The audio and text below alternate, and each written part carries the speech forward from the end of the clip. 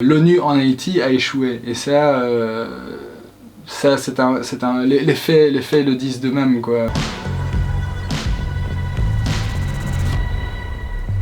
Tu trouves ça normal de gagner 10 000 plaques par mois dans un pays où le salaire moyen est de 200? C'est quoi ton problème, Boris? T'as vu la merde dans laquelle tu m'as envoyé? Tu sais seulement ce que j'ai...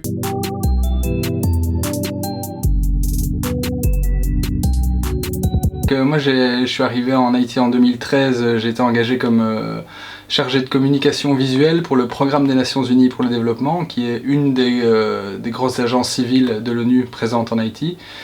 Et j'ai été engagé via un programme qui s'appelle le programme des volontaires de l'ONU, donc qui est un programme international auquel tous les jeunes du monde entier peuvent postuler pour avoir une expérience à l'étranger, en fait, professionnelle.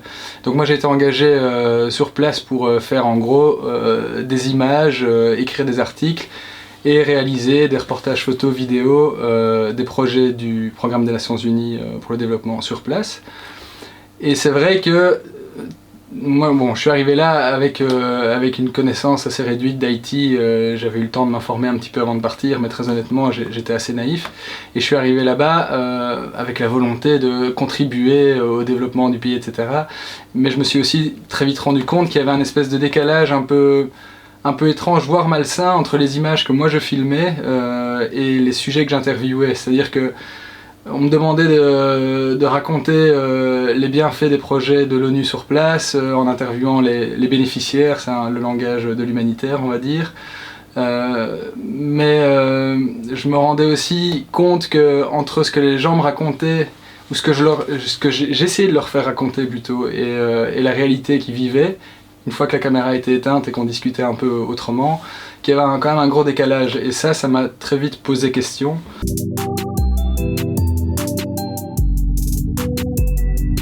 Oui, c'est comme ça que c'est venu. En fait, il y a eu un élément déclencheur, c'est un beau jour, voilà, on m'a demandé d'aller réaliser un reportage sur une bénéficiaire d'un projet du PNUD dans le secteur de l'environnement. Et ce programme en question payait des gens qui coupaient des arbres dans la forêt pour faire du charbon de bois, en fait, pour se nourrir, etc. Et ce programme payait ces personnes sur une durée de 2 mois pour qu'ils aillent replanter des arbres. Et donc c'était un projet qui finalement était très court, mais qui avait pour objectif de planter des arbres de manière intensive pendant 2 mois. Et donc on m'a demandé d'aller sur place, d'interviewer les personnes qui plantaient ces arbres, etc., le responsable du programme. Et je me suis dit à un moment, c'est quand même fou, j'avais en face de moi une dame qui était en plus qui était handicapée d'un bras, donc ça c'est tout l'argumentaire de ce type de programme, de pouvoir faire de la réinsertion de personnes handicapées, etc. Mais qui en réalité vivait du charbon de bois avant de faire ce programme, et 2 mois plus tard retournerait faire du charbon de bois, donc il y avait quelque chose d'un peu schizophrène dans cette approche. Et quand je lui ai posé la question, mais qu'est-ce que vous allez faire après ce programme, elle m'a dit, je vais retourner couper des arbres. Et donc il y avait pour moi un espèce de manque de réflexion sur le long terme, et je trouvais ça complètement absurde.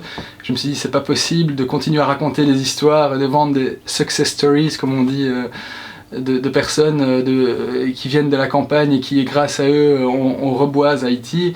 Alors que grâce au programme de l'ONU très bien pensé, alors qu'en réalité on est très loin de cette réalité. Donc je me suis dit, il faut absolument que je témoigne de ça. Et c'est comme ça que le film a commencé. Après j'ai essayé d'aborder différentes thématiques, mais la thématique du rôle des images pour moi était assez centrale.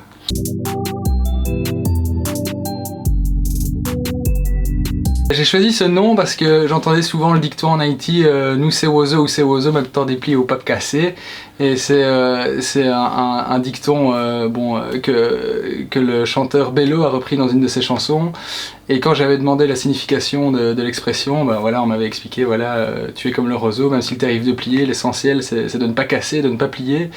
Et je trouvais que c'était une belle métaphore dans le contexte haïtien. Voilà, parce que c'est un pays où il y a beaucoup de problèmes, mais il y a quand même un peuple qui est toujours debout et qui ne cède pas quoi qu'il arrive, et je trouvais que c'était une jolie métaphore et qui se rapportait assez bien, qui fonctionnait bien avec les thématiques du film.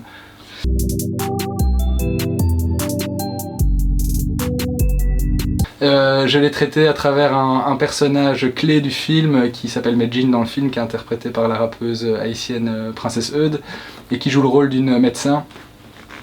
qui travaille à Port-au-Prince dans un hôpital et qui travaille notamment sur l'épidémie de choléra, et qui est un hôpital qui est financé par l'ONU. Donc il y a toute cette contradiction et cette tension entre je dois soigner les gens et les guérir, et en même temps je dois le faire avec l'argent de l'ONU, mais qui est co-responsable de cette épidémie. Donc il y a quelque chose d'un peu schizophrène aussi de ce côté-là. Et donc voilà, je l'ai traité à travers ce personnage de Medjin, qui pour moi était un personnage important à écrire, parce que on n'a pas souvent des personnages, je trouve, féminins, forts, soit dans le cinéma haïtien ou dans le cinéma tout court. Ça manque de toute façon. Et je trouvais important de pouvoir donner ce rôle de femme forte, et qui influence en plus tout le personnage que moi j'interprète dans le film, qui influence tout le parcours de ce personnage à travers le film. Donc voilà, je l'ai traité comme ça.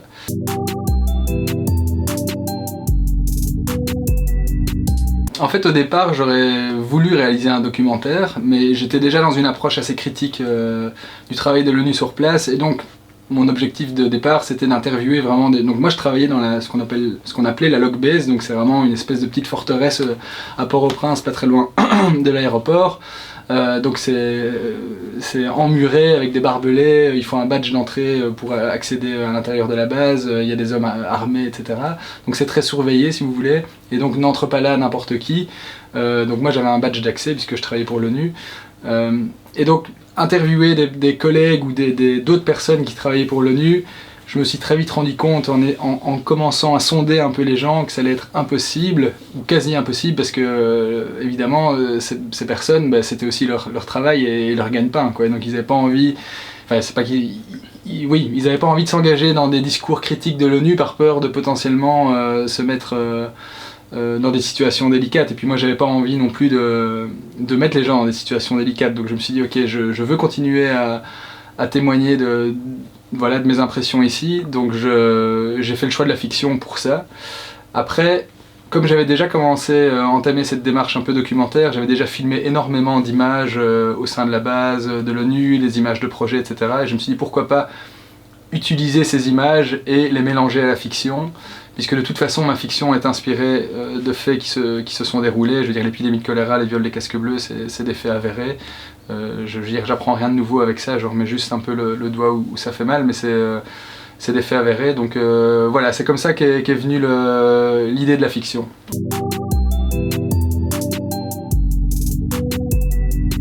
Ce que j'espère avec ce film, c'est créer du débat en fait. Moi c'est vraiment créer du débat, et créer du débat autour vraiment de ces questions. Quel est le rôle des images dans le secteur de l'aide humanitaire, qu'est-ce qu'on en fait, qu'est-ce qu'on raconte avec ça, aussi poser la question de notre rapport à l'autre, quoi. C'est quoi faire du développement aujourd'hui. Il y a beaucoup de choses à remettre en question dans la façon dont le développement, enfin aussi dans la vision des choses. On parle souvent de développement nord-sud, déjà rien que ça c'est un biais. Le développement, la coopération, si on veut vraiment parler de vraie coopération, il n'y a pas d'histoire de nord, de sud, on doit être sur un même pied d'égalité. Et puis finalement, on est quand même encore souvent dans ces biais, aussi un peu de domination. Et donc moi je veux juste susciter le débat autour de ça, parce que c'est des questions qui m'interpellent en fait.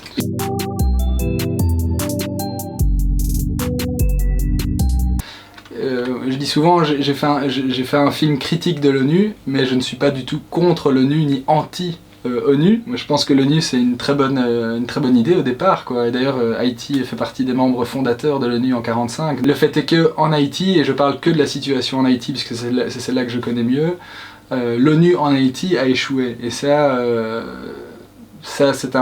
les faits le disent d'eux-mêmes, quoi. Donc il y a eu évidemment des programmes qui ont eu des effets positifs, et je veux pas faire d'amalgame, il y a plein de personnes qui sont arrivées là avec des bonnes intentions et qui ont permis à certains projets d'avancer, mais de manière générale il y a quand même eu beaucoup plus d'échecs que de réussites de la part de l'ONU en Haïti, en tout cas pendant la période où j'y étais.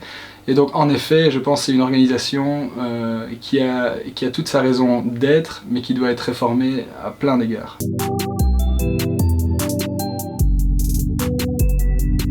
L'échec de ces fonds, c'est qu'ils ont été mal redistribués, mal coordonnés, que je pense qu'il y a beaucoup d'argent qui s'est perdu dans des intermédiaires aussi, parce que entre les fonds qui arrivent, qui sont réceptionnés par l'ONU, pour ces fonds-là en tout cas, redistribués au gouvernement, et s'il y a de la corruption au sein du gouvernement, il y a déjà de l'argent qui se perd à ce moment-là, qui sont redistribués après dans des projets qui doivent engager des entreprises, qui se servent au passage, les salaires aussi qui sont complètement exagérés des travailleurs internationaux.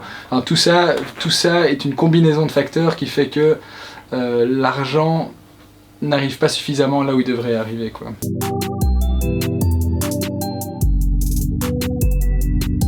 Pour moi, ça a été un choc culturel, clairement. Mais ce qui m'a marqué, c'est clairement l'aspect culturel, et puis c'est pour ça que je suis très heureux d'être là aujourd'hui avec vous et que je suis très intéressé par votre initiative aussi. L'aspect culturel, quoi, la littérature haïtienne, j'ai lu beaucoup d'auteurs, il y en a plein connus. Bon, ici on connaît bien Dany Laferrière, Lionel Trouillot, mais il y en a plein d'autres, Gary Victor, James Noel, enfin il y en a énormément.